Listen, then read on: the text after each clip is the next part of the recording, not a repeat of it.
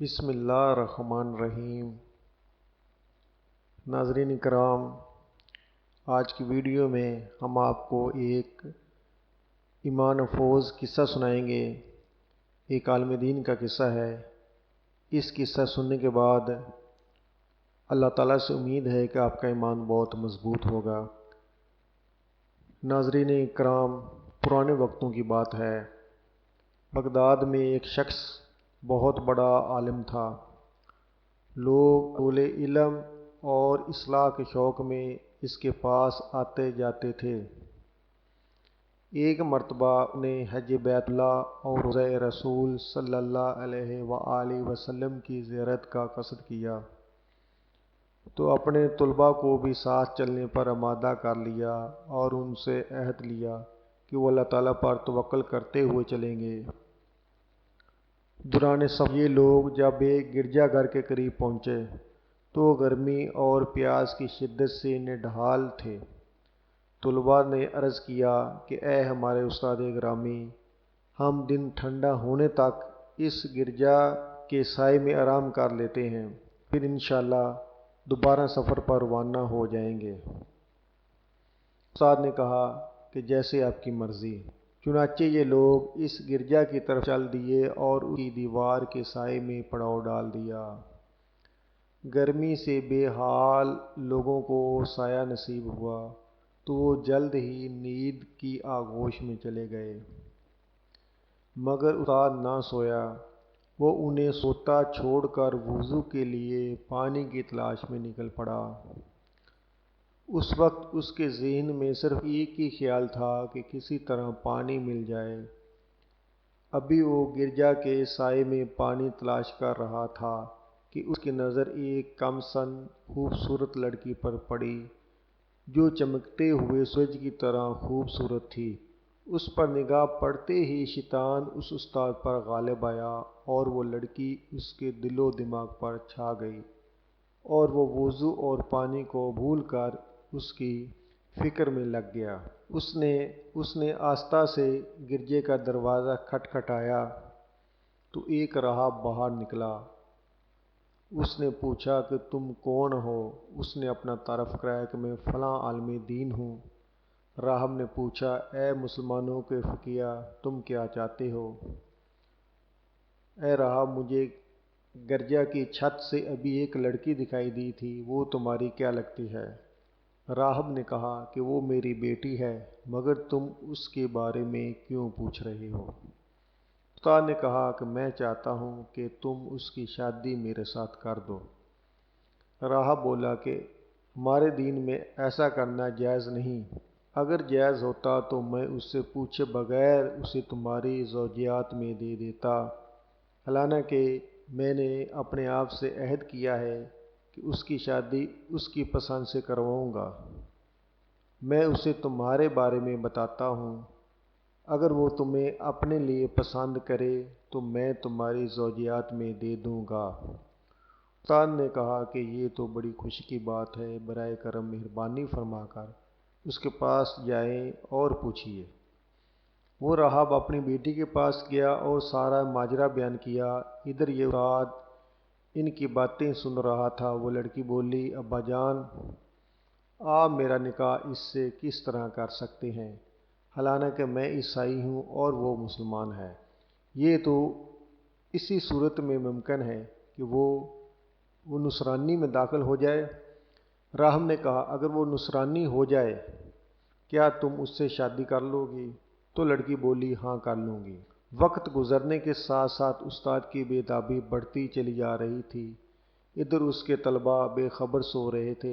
آخر کار استاد لڑکی کی طرف متوجہ ہو کر بولا، میں دین محمدی چھوڑ کر نصرانی ہو گیا ہوں۔ لڑکی بولی کہ چونکہ یہ عزت و وقار کی شادی ہے، لہٰذا حقوق زوجیات اور مہر کی ادائیگی ضروری ہے۔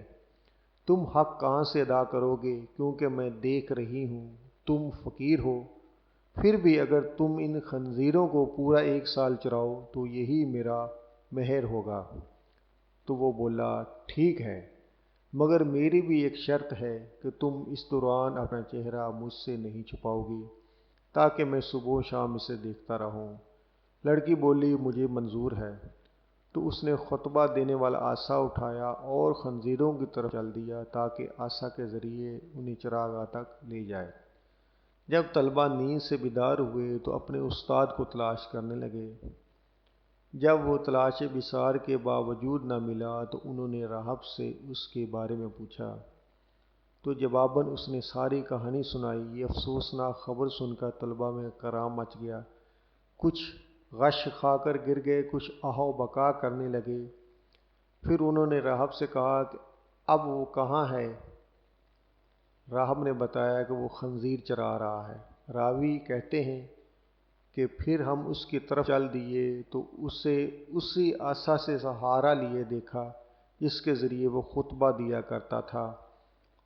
وہ خنزیروں کو ادھر ادھر جانے سے روک رہا تھا۔ ہم نے اس سے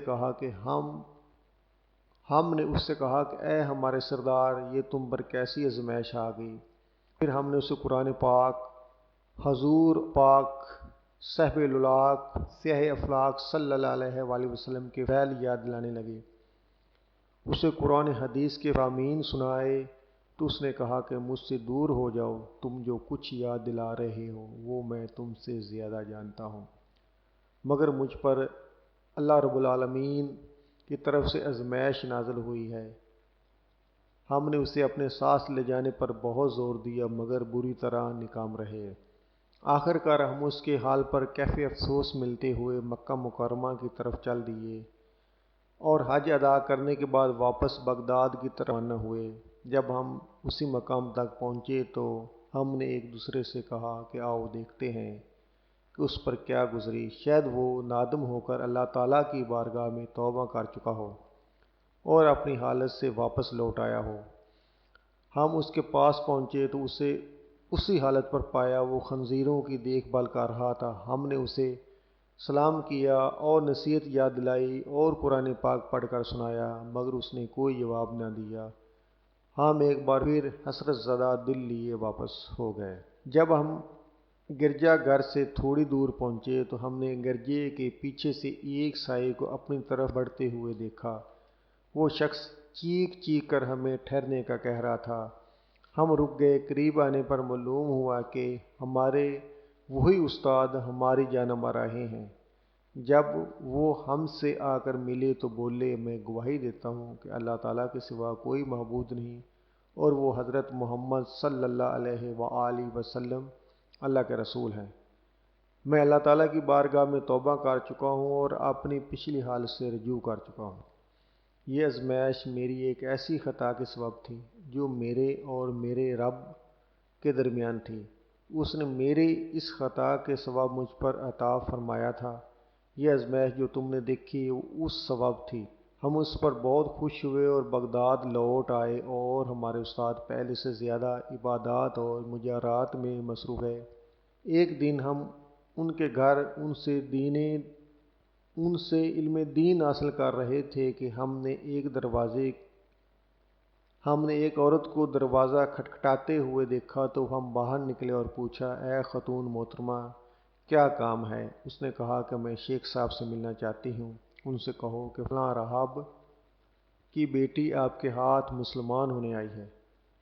تو شیخ صاحب نے اسے اندر آنے کی اجازت دے دی۔ وہ گھر میں داخل ہو کر بولی، اے میرے سردار، اے میرے آقا، میں آپ کے ہاتھ پر مسلمان ہونے آئی ہوں۔ شیخ نے پوچھا کہ تمہارا قصہ کیا ہے، ماجرا کیا ہے؟ تو اس نے شیخ صاحب کو بتایا کہ جب آپ وہاں سے چلے آئے تو مجھ پر نیند کا غلبہ طاری ہوا اور میں سو گئی، تو میں نے خواب میں حضرت علی بن ابی طالب کرم اللہ تعالیٰ وجہ الکریم کو دیکھا۔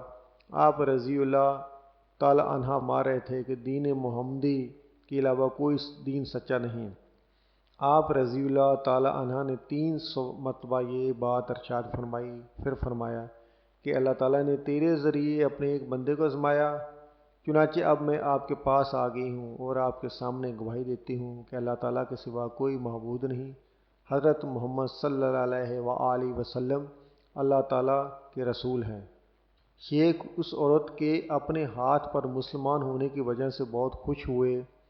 پھر انہوں نے اللہ تعالیٰ کے رسول صلی اللہ علیہ وآلہ وسلم کے دین کے مطابق نکاح کر لیا۔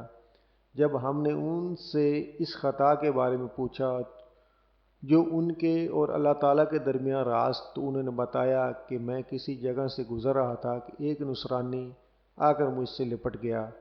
میں نے اس سے کہا کہ تجھ پر اللہ کی لعنت ہو، مجھ سے دور ہو جاؤ۔ اس نے پوچھا کیوں؟ میں نے کہا کہ میں تجھ سے بہتر ہوں۔ تو نصرانی میری طرف متوجہ ہو کر بولا کہ تمہیں کیا پتہ کہ تم مجھ سے بہتر کیا جانتے ہو؟ تمہارا اللہ تعالیٰ کے نزدیک کیا مقام ہے کہ تم یہ بات کہہ رہے ہو؟ پھر مجھے بعد میں خبر ملی کہ وہ نصرانی مسلمان ہو چکا ہے اور کامل مسلمان ہو کر عبادت گزار بن چکا ہے، جبکہ مجھے میری خطا کے سوا وہ سزا دی گئی جو تم لوگ دیکھ چکے ہو۔ ناظرین، اگر آپ کو ہماری ویڈیو اچھی لگی تو پلیز دوسرے لوگوں کے ساتھ بھی اس کو شیئر کریں اور اس کو لائک کریں، اور ہمارا چینل مستورہ ٹی وی کو پلیز سبسکرائب کریں۔ Thanks for watching. If you like our videos, then please like and share with other peoples. Please subscribe to my channel Mastoran TV for more good videos.